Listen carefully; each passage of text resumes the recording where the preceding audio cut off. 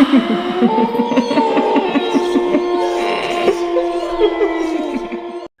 মই মোৰ লগত ঘটি যোৱা এনেকুৱা এটা সঁচা ঘটনাৰ কথা আপোনালোকক ক'ব লৈছোঁ, যিটো ঘটনাই এতিয়াও মোক জোকাৰি যায় আৰু ভাবিলে মোৰ এতিয়াও গাৰ্ণো শিয়ৰি উঠে। মোৰ নাম ৰাতুল। মই কামৰ বাবে বৰ্তমান গুৱাহাটীতে থাকোঁ। আজিৰ পৰা প্ৰায় 4 বছৰ আগৰ কথা। মই যেতিয়া বহাগ বিহুৰ ওচৰত ছুটীলৈ ঘৰলৈ গৈছিলোঁ। গুৱাহাটীৰ পৰা ঘৰ পাওঁতে মোৰ 5 ঘণ্টাৰো অধিক সময় লাগিছিল। পিছবেলাৰ ভাগত ঘৰলৈ বুলি ওলোৱাৰ বাবে গাঁও পাওঁতে প্ৰায় 10 মান বাজিলে।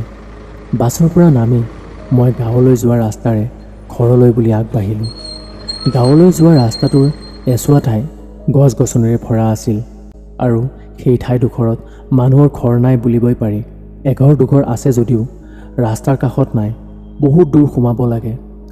আৰু ৰাস্তাটো বাঁহ গছেৰে ভৰা আছিল আৰু ইমান বেছি আন্ধাৰ আছিল যেন সেই ঠাইডোখৰত দিনতেই আন্ধাৰ হৈ থাকে। ঠাইখিনি পাৰ হৈ যাওঁতে মোৰ গাৰ নোম শিয়ৰি উঠিছিল আৰু বাঁহ গছৰ কেৰ কেৰ শব্দত বুকুখন যেন ধপ ধপ কৰি কঁপিব ধৰিছিল।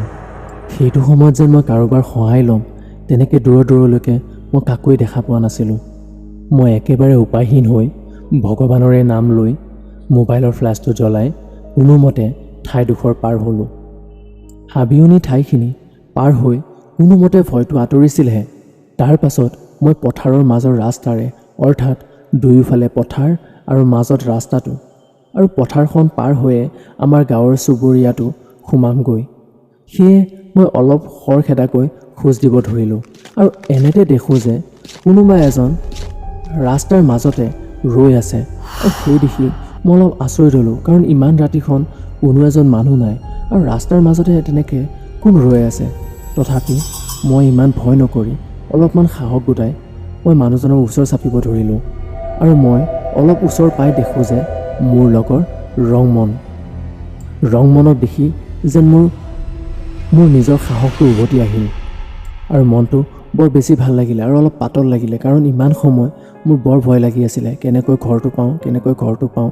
কিন্তু যেতিয়া ৰংমনক দেখিলোঁ মনটো অলপ সাহসেৰে ভৰি পৰিল। মই ৰংমনৰ ওচৰ চাপি তাক সুধিলোঁ, ঐ ৰংমন, ইমান ৰাতিখন তই ইয়াত কি কৰি আছ? আচৰিত কথা, ৰংমনে মোৰ কথাত কোনো ধৰণৰ গুৰুত্বই নিদিলে। গুৰুত্বটো দূৰৰ কথা, সি মোৰ ফালে নেচালেই। আহি পেলাই মোৰ ওচৰত মোৰ বেগটো হাতৰ পৰা লৈ সি আগবাঢ়িব ধৰিলে। মই তাৰ ব্যৱহাৰটো দেখি অলপ আচৰিত হ'ব ধৰিলোঁ, কিন্তু কথাটো ইমান গুৰুত্ব নিদিলোঁ আৰু তাৰ পিছে পিছে খোজকাঢ়িব ধৰিলোঁ। ৰাস্তাত খোজকাঢ়ি থাকোঁতে মই ৰংমনক বহুত ধৰণৰ কিবা কিবি কথা কৈও আছোঁ, তাৰ লগতে সুধিও আছোঁ। কিন্তু আচৰিত ধৰণৰ কথা, সি গোটেই ৰাস্তাটোত এটা শব্দও মোক কোৱা নাই, লগতে মোৰ ফালে চোৱাও নাই। সি বাছ বেকা বেকিকৈ মোৰ বেগটো লৈ আগবাঢ়ি আছিলে। মোৰ ৰংমনৰ এনেকুৱা ধৰণৰ আচৰণ দেখি মনতে অলপ সন্দেহ হ'ব ধৰিলে, কাৰণ ৰংমনটো বহুত ধেমেলীয়া আৰু বহুত কথা কয়, আৰু একেবাৰে মনে মনে থকা ভিতৰতো সি একেবাৰেই নহয়। তেনেহ'লে আজি কি হ'ল তাৰ? সি এটা কথা সোধাও নাই আৰু তাৰ আচৰণ দেখি এনেকুৱা লাগি আছে যেন সি মোক কোনো কথাত গুৰুত্বই দিয়া নাই, সি যেন নিজৰ মাজতে মগ্ন হৈ আছে। আৰু সেইবোৰ দেখি মোৰ ভয়ো লাগিলে আৰু অলপ সন্দেহো হ'ল। আৰু এনেকৈয়ে মই ৰংমনৰ কথা ভাবিয়ে আছিলোঁ। এনেতে ৰংমনে গাঁৱৰ চুবুৰীয়ালৈ যোৱা ৰাস্তাটো এৰি বেলেগ এটা সৰু হাবিয়নী ৰাস্তাৰে আগবাঢ়িব ধৰিলে আৰু মই তাক খং কৰি ক'লোঁ, ঐ ৰংমন, তই পাগল হ'লি নেকি? ঐ, এইটো ৰাস্তাৰে ক'লৈ যাব বিচাৰিছ তই? কিন্তু সি মোৰ কথাত কোনো গুৰুত্ব দিয়া নাছিল আৰু মই চিঞৰি ক'লোঁ, আৰে ভাই, তই পাগল হৈছ নেকি? তই য'ত যাৱ যা, কিন্তু মোৰ বেগটো দে, মই ঘৰলৈ যাওঁ, মোৰ দেৰি হৈ আছে। আৰু মই তেনেকৈ কোৱাত ৰংমনে মোৰ ফালে টেলেকাকৈ চালে আৰু মোৰ হাতখন থাপ মাৰি ধৰিলে। ৰংমনৰ হাতখন ইমানেই চেঁচা আছিলে, মোৰ এনেকুৱা লাগিছিল যেন বৰফৰ টুকুৰা মোৰ হাতত লাগিছে। মই আৰু বুজিব বাকী নাই, মই চিঞৰিব ধৰিলোঁ, বচাওক, বচাওক। মই যিমানেই বেছি চিঞৰিব ধৰিছোঁ সিমানেই মোক জোৰকৈ হাবিৰ মাজলৈ টানিব ধৰিছে। মোৰ চিঞৰ শুনি গাঁৱৰ মানুহবোৰ দৌৰি আহিব ধৰিলে। মই কেইবাটাও টৰ্চৰ পোহৰ দেখিলোঁ মোৰ ফালে আহি আছিলে আৰু মানুহৰ মাত শুনিলোঁ। মানুহবোৰ মোৰ ওচৰ ফালে আহি আছিলে, কিন্তু মানুহবোৰ আহি নাপাওঁতেই ৰংমনে মোক আহঁত গছ এজোপাৰ ফালে গটিয়াই দিলে আৰু মই তলত পৰি বেহুচ হৈ গ'লোঁ। আৰু তাৰপিছত মোৰ লগত কি হ'ল মই একো নাজানো, কিন্তু যেতিয়া মোৰ চকু খুলিলে তেতিয়া মই ঘৰত আছিলোঁ আৰু মা দেউতা মোৰ ওচৰত বহি আছে। ওচৰৰ বহুত মানুহ মোৰ খবৰ ল'ব আহিছে আৰু ৰংমনো মোৰ ওচৰতে আছে। মোক ওচৰৰ বৰদেউতা এজনে সুধিলে, অ' বোপাই, তুমি ইমান ৰাতিখন সিফালে কিয় গৈছিলা? কিবা কাম আছিলে নেকি? ইমান ৰাতিখনতো সিফালে যোৱাটোতো কোনো ভাল কথা হোৱা নাই। তুমি জানানে সেই ৰাস্তাটোৰ বিষয়ে? কি হৈছিলে তোমাৰ? বৰদেউতাজনে এনেকৈ সোধাত মই আৰম্ভণিৰ পৰা শেষলৈকে সকলো কথা ক'লোঁ আৰু তেতিয়া ৰংমনে ক'লে, আৰে এইটো কেনেকৈ হ'ব পাৰে? আজি যোৱা ৰাতিটো মই সোনকালে শুই গ'লোঁ। মই ইমান ৰাতিখন মইনো কিয় যাম আকৌ? মোক ঘৰৰ পৰা ওলাবই নিদিয়ে এইখিনি সময়ত। ৰংমনে এইখিনি কথা বৰ আচৰিত ধৰণে কৈছিলে আৰু সেই কথা শুনি বৰদেউতাজনে ক'লে, সেয়া ৰংমন নহয়, সেয়া বাহিৰা শক্তিৰ প্ৰভাৱ। সেই ঠাইখিনি বৰ ভাল নহয়। তোমালোকে তালৈ নাযাবা বোপাই, বিশেষকৈ ৰাতিটো একেবাৰেই নাযাবা। তেনেকৈয়ে মা দেউতাকো চিন্তা কৰিব মানা কৰি সকলোৱে নিজৰ নিজৰ ঘৰলৈ উভতি গ'ল। ঘটনাটোৰ দুদিন পিছত বিহুৰ ওচৰ পালেহি। মোৰ যিমান গাঁৱৰ বন্ধু আছে সকলো মোৰ ঘৰলৈ আহিলে আৰু বন্ধুবোৰে জোৰ কৰিলে আৰু ক'লে, ভাই ছাৰ ৰাতুল, তই চাকৰি পোৱাৰ পৰাতো আমাক কোনো ধৰণৰ পাৰ্টি দিয়াই নাই। গতিকে এইবাৰতো বিহু আহিলেতো বিহুৰো এটা পাৰ্টি বনে, লগতেতো চাকৰিৰো পাৰ্টি। গতিকে দুইটা মিলি এটা হেভি গ্ৰেণ্ড পাৰ্টি আমাক দিব লাগিব। তই পাৰিবি নাই? আৰু সিহঁতৰ কথা শুনি মই ক'লোঁ, আৰে ভাই, তহঁতে পাৰ্টি খুজিলে আৰু মই নিদিম নে? এইবাৰ চাই থাক, এনেকুৱা পাৰ্টি দিম ন তহঁতে গোটেই জীৱন মনত ৰাখিবি। একদম হেভি পাৰ্টি। আৰু এনেকৈ কথা মতে আমি পাৰ্টি খাবৰ বাবে বস্তু ৰেডি কৰিলোঁ আৰু আমি পাৰ্টি ঠাইত ড্ৰিংকছ কৰিম বাবে গাঁৱৰ মাজৰ পৰা অলপ আচুকীয়া ঠাইত পাৰ্টি কৰাৰ প্লান কৰিলোঁ আৰু যাতে আমি ড্ৰিংকছ কৰাটো কোনো মানুহে দেখা নাপায়। আৰু ঠিক আমি ভবাৰ দৰেই পথাৰৰ মাজত থকা গছৰ তলত পাৰ্টি কৰিব গ'লোঁ। তাতে সকলো বস্তু যোগাৰ কৰি লগৰ পাঁচোজনে মাংস বনোৱাত লাগিল আৰু সিহঁতে মাংস বনাই হাঁহি খিলখিলি কৰি নিজৰ মাজতে মগ্ন হৈ আছিল। তো মই ভাবিলোঁ বহুদিন গাঁওখন দেখাই নাই, অলপ ইফাল সিফাল কৰোঁ। ইহঁতেতো মাংস বনাই আছে, মই কি কৰোঁনো? তো মই সেইবাবে পথাৰৰ ভিতৰতে অলপমান ইফাল সিফাল কৰিলোঁ আৰু এনেতে মই ইফাল সিফাল চাওঁতে দেখিলোঁ যে অলপমান দূৰত ৰাস্তাৰ কাষতে এজনী সৰু ছোৱালী ৰৈ আছে আৰু তাই স্কুলৰ ইউনিফৰ্ম পিন্ধি আছে, পিঠিত এটা বেগ লৈ আছে। বয়স হয়তো ছোৱালীজনীৰ প্ৰায় 6-7 বছৰ হ'ব লাগে। মই দেখি অলপ আচৰিত হ'লোঁ আৰু ভাবিলোঁ, এই গধূলিখন কিয় এনেকৈ ছোৱালীজনী এনেকৈ ৰৈ আছে আৰু মাক বা দেউতাক তাকো দেখা পোৱা নাই। আৰু এনেকৈ মই মনৰ ভিতৰতে ভাবি ভাবি ছোৱালীজনীৰ ফালে এখোজ দুখোজকৈ ওচৰ চাপি গ'লোঁ আৰু ছোৱালীজনীয়ে মোৰ ফালেই চাই আছিল। মই ছোৱালীজনীৰ ওচৰ চাপি যাওঁতে হঠাতে কি হ'ল, তাই মোৰ ফালে পিঠি দি খোজকাঢ়ি আগলৈ যাব ধৰিলে আৰু মই ছোৱালীজনীক চিঞৰি মাতিলোঁ, অ' মাজনী, তুমি এই ৰাতিখন সময় ইয়াত কি কৰিছা? কোন আছে তোমাৰ লগত? শুনিছা নাই ঐ মাজনী?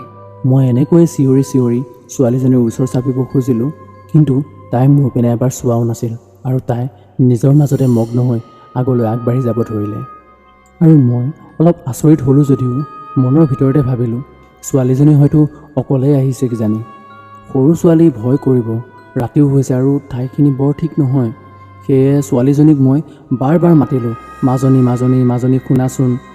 কিন্তু তাই কেৱল গৈহে আছে আৰু এনেকৈ মই লগৰ কেইজনৰ ওচৰৰ পৰা বহুত দূৰত গুচি আহিলোঁ। মই আকৌ ছোৱালীজনীৰ ফালে চাই আকৌ মাতিব ধৰিলোঁ, মাজনী ভয় নকৰিবা, মই তোমাক একো নকৰোঁ, তুমি ৰ'বাচোন। ছোৱালীজনী মোৰ কথা শুনি এবাৰো ৰৈ নগ'ল। মই ভাবিব পৰা নাছিলোঁ যে ছোৱালীজনীয়ে মোৰ কথাত গুৰুত্ব কিয় দিয়া নাই।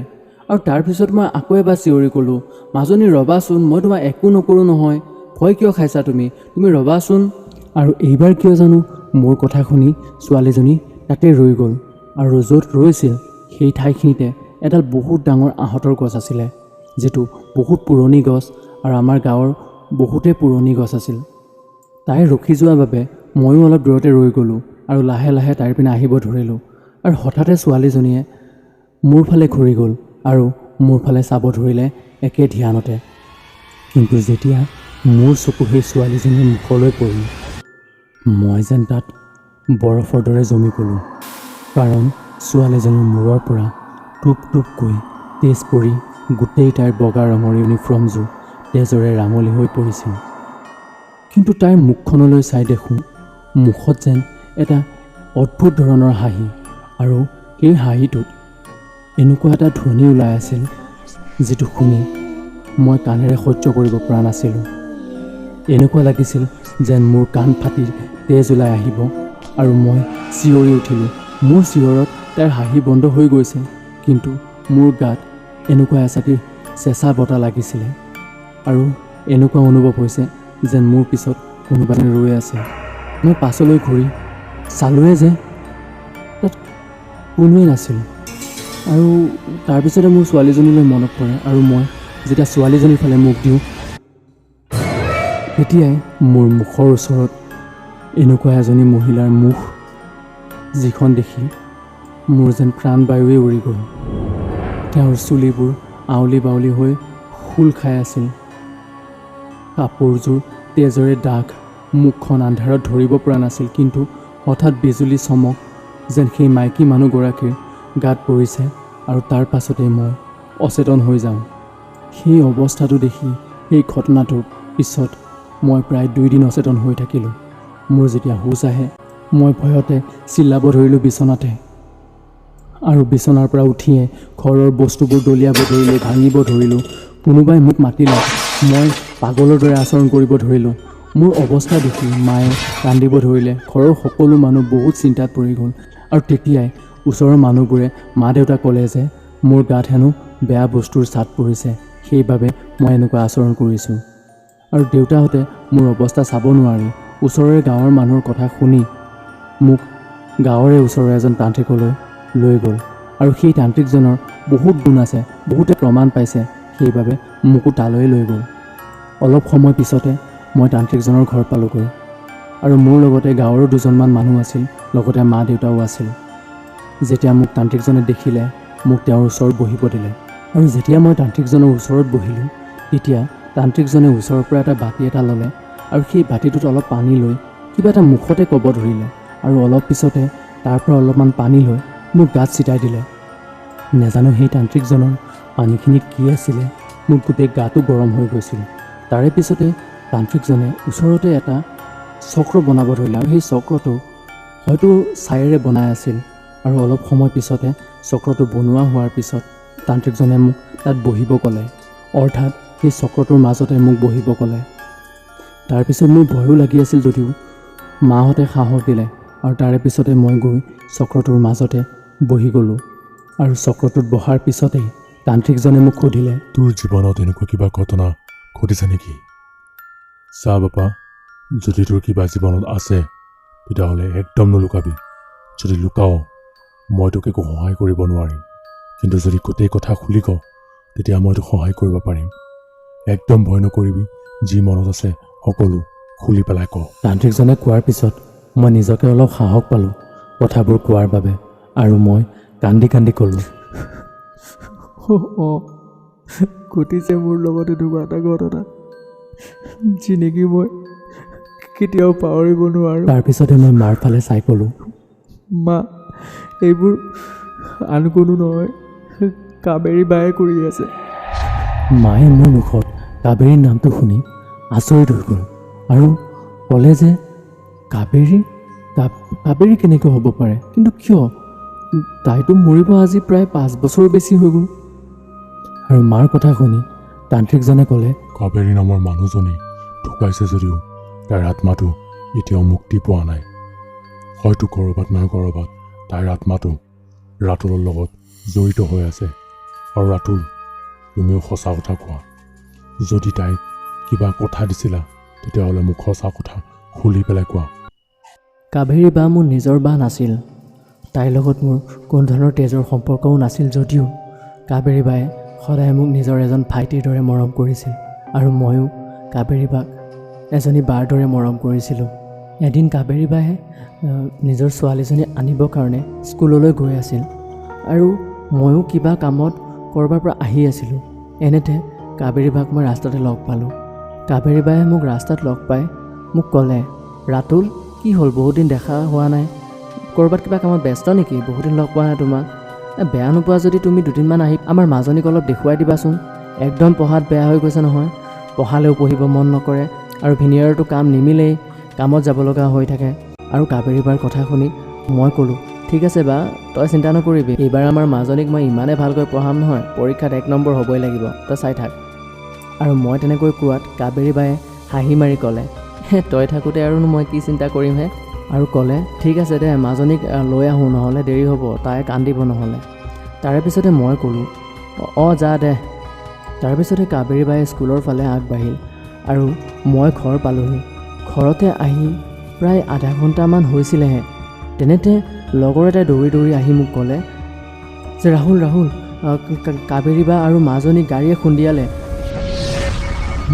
মই যেন কাণেৰে একো নুশুনা যেন লাগি গ'ল দৌৰি দৌৰি কাবেৰী বা ওচৰ পালোগৈ কাবেৰী বা আৰু মাজনীৰ অৱস্থা দেখি মই কান্দো নে হাঁহো তাতেই একদম ভাগি পৰিলোঁ আৰু ওচৰৰ মানুহবোৰক ক'লোঁ মোৰ বাক বচা কোনোবাই গাড়ী লৈ আন মোৰ বাক বচা কিন্তু মোৰ কথা কোনেও গুৰুত্ব দিয়া নাছিলে মই লগে লগে কাবেৰী বাৰ ওচৰত গ'লোঁ আৰু কাবেৰী বাৰ মূৰ তুলি লৈ ক'লোঁ বা তোৰ একো নহয় মই তোক একো হ'ব নিদিওঁ তই অলপ চেষ্টা কৰচোন উঠিব তোক মই এতিয়াই মেডিকেল লৈ যাম গাড়ী আহি আছে তই চিন্তা নকৰিবি তোৰ একো নহয় বা তই অলপ উঠিব চেষ্টা কৰচোন আৰু মোৰ কথা শুনি কাবেৰী বায়ে কপা মাতেৰে মোক ক'লে যে ৰাতুল তই মোক কথা দে মাজনীক একো হ'ব নিদিয় মোৰ সময় চাপি আহিছে তই মাজনীক বচা তাই মোৰ জান হয় আজিৰ পৰা তোক গতালোঁ মোৰ মাজনীক চাবি আৰু এনেকৈ কৈ কাবেৰী বায়ে চকু মুদি দিয়ে মই লগে লগে চিঞৰি উঠিলোঁ কাবেৰী বা উঠ একো হ'ব নিদিওঁ কাবেৰী বা কিন্তু কাবেৰী বা আৰু কেতিয়াও ঘূৰি নহাৰ বাটেৰে গুচি গ'ল তাৰপিছতে মই মাজনীৰ ওচৰত গ'লোঁ মাজনীক কোলাত লৈ মই চিঞৰি কান্দিলোঁ মাজনী তোমাৰ একো নহয় মাজনী মই আছোঁ তোমাৰ মামা আছোঁ নহয় আৰু মাজনীৰ ইউনিফৰ্মযোৰ গোটেই তেজেৰে ৰঙা হৈ গৈছে মই মাজনীক কোলাত লৈয়ে মেডিকেল লৈ যাওঁ বুলি দৌৰিব ধৰিলোঁ কিন্তু মাজনীৰ কোনো সাৰ শিকতি নাছিল নাই হয়তো মাজনীক কাবেৰী বাতকৈও আগতেই মৃত্যু হৈছে কিন্তু কাবেৰী বায়ে মাজনী জীয়াই আছিল বুলি ভাবিয়ে তাইও শেষ নিশ্বাস ত্যাগ কৰিছে কিন্তু কাবেৰী বাক দিয়া কথা মই ৰাখিব নোৱাৰিলোঁ মাজনীক মই বচাবই নোৱাৰিলোঁ মই ওপৰৰ পিনে চাই ক'লোঁ কাবেৰী বা আৰু মাজনী আমাৰ মাজত নাই হয়তো মাজনী জীয়াই থাকিলে হয় যদি ওচৰ পাজৰ মানুহবোৰ সেইটো সময়ত অলপ সতৰ্ক হ'লে হয় সেই পথাৰ ৰাস্তাৰ কাষত মানুহবোৰে গৰু এৰাল দিছিলে আৰু সেই গৰু এৰালত লাগি বাইক চলাই যোৱা মানুহ এজন ৰাস্তাত শ্লিপ হৈ পৰি গৈ বিপৰীত দিশত আহি থকা এল্টো এখনত খুন্দা মাৰে আৰু এল্টোখন নিয়ন্ত্ৰণ হেৰুৱাই কাবেৰী বা আৰু মাজনীৰ গাৰ ওপৰেদি উঠি যায় যাৰ ফলত মই মোৰ বা আৰু মাজনীক হেৰুৱালোঁ ইমান সময় সকলোৱে মনোযোগেৰে মোৰ কথাই শুনি আছিল আৰু মোৰ কথা শেষ হোৱাৰ পিছতে তান্ত্ৰিকজনে ক'লে তাত তোমাৰ একো ভুল নাই নিয়তিয়ে যাৰ কপালত যি লিখে তাৰ সেইটোৱে হ'বলগীয়াটো কোনেও সলাব নোৱাৰে গতিকে তুমি নিজকে ভুল দি একো লাভ নাই বাৰু যি নহওক যিটো হ'ল হয়তো আমি সেইটো সলাব নোৱাৰোঁ কিন্তু এটা কথা কাবেৰী আৰু মাজনীৰ আত্মাটো মুক্তিৰ বাবে তুমি পূজা কৰিব লাগিব আৰু সেই পূজাখনত কাবেৰী আৰু মাজনীৰ এটা চিন লাগিব ধৰা সিহঁতৰ কিবা কাপোৰ নহ'লে কিবা সিহঁতৰ বস্তু তান্ত্ৰিকজনৰ কথা শুনি মই ক'লোঁ কাবেৰী বাহঁতৰ বস্তু এতিয়া ক'ত পাম আৰু কেনেকৈ পাম বস্তু ইমান বছৰ হৈ গ'ল থাকিব জানো তেতিয়া তান্ত্ৰিকজনে ক'লে এতিয়াও আছে মই গম পাইছোঁ কি আছে যি ঠাইত এক্সিডেণ্ট হয় সেই ঠাইত মইনাৰ পানী বটলটো আৰু কাবেৰীৰ ভৰিৰ চেণ্ডেল এতিয়াও পৰি আছে কিন্তু সেই বস্তুবোৰ মাটিত পোত খাই আছে কাৰণ আজি 4-5 বছৰ হৈ গ'ল সেইখিনি ওলাওঁতে যথেষ্ট কষ্ট হ'ব কিন্তু ইয়াৰ পৰা ৰেহাই পাবৰ কাৰণে এইখিনি কৰিবই লাগিব ৰাতুল তান্ত্ৰিকজনে তেনেকৈ কোৱাৰ পিছত আমি আৰু বেছি দেৰি নকৰি গোটেইবোৰ সেই ঠাইটোত যাবলৈ ধৰিলোঁ যিটো ঠাইত মাজনী আৰু কাবেৰী বাৰ এক্সিডেণ্ট হৈছিলে সকলোৱে নিজৰ ভাগে কামত লাগি গ'ল সেই চেণ্ডেলযোৰা আৰু বটলটো বিচাৰিবৰ বাবে তান্ত্ৰিকজনে সেই ঠাইটোত গৈ এটা ঠাইত বহি গ'ল আৰু কিবা কিবি মন্ত্ৰ মাতিব ধৰিলে। অলপ সময় পিছতে চাৰিওপিনে ঠাইটোত তান্ত্ৰিকজনে পানী ছটিয়াই দিলে আৰু ঠিক আধা ঘণ্টাৰ ভিতৰত মাজনীৰ বটলটো আৰু কাবেৰী বাৰ চেণ্ডেল এপাত পাই গ'ল। তাৰপিছতে তান্ত্ৰিকজনে তাতে কিবা এটা চক্ৰ বনাই তাতে কিবা কিবি লিখি তাতে বহুত জোৰ জোৰকৈ মন্ত্ৰ মাতিব ধৰিলে আৰু সেই ঠাইটোত সকলোকে যাব মানা কৰি দিলে আৰু বহুত সময় তান্ত্ৰিকজনে মন্ত্ৰ মাতিব ধৰিলে। এনেকৈয়ে গোটেই ৰাতি তান্ত্ৰিকটোৱে মন্ত্ৰ মাতি মাতি ৰাতিপুৱাৰ সূৰ্য উদয় হ'ল আৰু সূৰ্য উদয় হোৱাৰ লগে লগে ঠিক 7টামান বজাত মাজনীৰ বটলটো আৰু কাবেৰী বাৰ চেণ্ডেলযোৰা সকলোৱে আমি গৈ পেলাই নদীত উটুৱাই দিলোঁ আৰু যিমানবোৰ নীতি নিয়ম থাকে সেইবোৰ কৰিলোঁ। মই নদীৰ কাষত থিয় হৈ আছিলোঁ, লগতে মোৰ মা দেউতা আৰু গাঁৱৰ কিছুমান মানুহ, লগতে তান্ত্ৰিকজন, আৰু তেওঁ মন্ত্ৰ মাৰি আছিলে। এনেতে মই কিবা ভাবি ভাবি আগলৈ চাওঁ যে নদীৰ অলপমান দূৰতে মই কাবেৰী বা আৰু মাজনীৰ বগা সাজ পিন্ধা এটা সৰুকৈ হাঁহি বিৰিঙি থকা দুখন মুখ দেখিলোঁ আৰু একেৰাহে চাই থাকোঁতে সিহঁতে যেন মেঘৰ মাজতে নাইকিয়া হৈ গ'ল আৰু সেই চাই মোৰ দুই চকুতে চকু পানী ওলাব ধৰিলে আৰু কিয় জানো মই চকুৰ পানী ৰখাব নোৱাৰা হৈ গ'লোঁ আৰু সেই ভাবিলে আজিও মোৰ চকুত পানী ওলাই আহে। মই এনেকৈ কিবা কিবি ভাবিয়ে আছিলোঁ ওপৰ পিনে চাই। এনেতে তান্ত্ৰিকজন মোৰ ওচৰত আহি এটা সোণালী ৰঙৰ তাবিজ মোৰ গলত পিন্ধাই দিলে আৰু ক'লে যে মোক কেতিয়াও আৰু ভয় কৰিব নালাগে, মই আৰু চিৰদিনৰ বাবে মুক্তি পালোঁ। আৰু সেই তাবিজটো আজিও মোৰ গলত আছে আৰু যেতিয়াই এই তাবিজটো মই থুবই হওক বা আইনাত হওক, যেতিয়াই দেখোঁ মোৰ কাবেৰী বা আৰু মাজনীৰ সেই মৰম লগা মুখখন মনত পৰে আৰু মোৰ চকু পানী ওলাই আহে। গাইজ, আশা কৰোঁ আপোনালোকৰ এই অডিঅ' ষ্টৰিটো বহুত ভাল লাগিছে আৰু যদি আগলৈ তেনেকুৱা অডিঅ' ষ্টৰি শুনিব বিচাৰে দেন প্লিজ আমাৰ চেনেলটো লাইক, ছাবস্ক্ৰাইব এণ্ড শ্বেয়াৰ কৰি দিবলৈ নাপাহৰিব। Thank U.